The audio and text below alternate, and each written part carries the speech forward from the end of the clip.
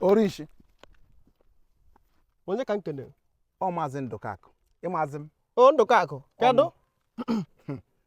Orinsi ọba ulu na na-ekweghị n'aka.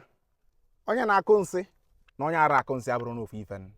O mebe ụlọ ụgwọ nke ịzọta. O mebe na nke iji enye ndị mgbago wee na-agbata. Ime werekwa ya wee nye m. So ana m ezezikwa gị eze. Mana ka njuke na Orinsi. Ife anyị na-eme orubere mgbe ị ga-akwụzi ya. Anyị ji ọnọkọrọ. Ipu ebe onye anyị bịa ya. Anọkọta onye atịgba afịa. Ọ bụrụ na ị were ya tụchịịla ya. Orinsi na-egodo onwe gị. Kwuru m ofe ife ilitego eri ji wee kụba nsị anyị na-akụ. Afọ ya ọ dịrị mma. Na obi ya ọzọkọ ka obi mmadụ. Ọ na-abụ nenekata ngwa na ego ife nekwa ka isi werukwa ka isi ewo. Onwere mgbe iji adịzi ka mmadụ.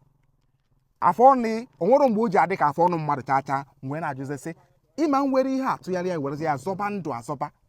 Ife ndị obodo na-agbara ya ọsọ agbadebezi alụ gị ọsọ maka na ị na-anya ịfụnanya bụ ife oligo ya arụ oburu ego ka ị nwe ka ị ma agụdị agụsị na inwe moto ịda agba.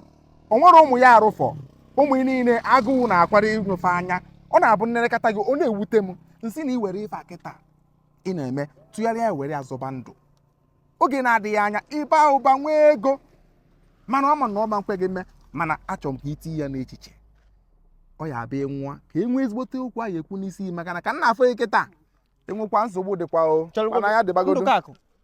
Orinsi. Advice ekposi na emu ka semon. Nke ọbụla ịkpọ ya anya zaa mana mara amarụ na eziokwu dị n'ife ngwa gị ka emesịa. Ndukaku. Ndekwenụ manya biko. Ndekwenụ Ndukaku mbọsị ya. Eche mwasị na onye a na-aghara. Ka ezi mgbe o ji nweta onwe. Ndukaku na ime advice.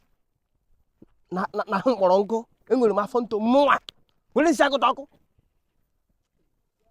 Orugbo mgbe m meti ike gụọ ebe ngere ndị ọzọ.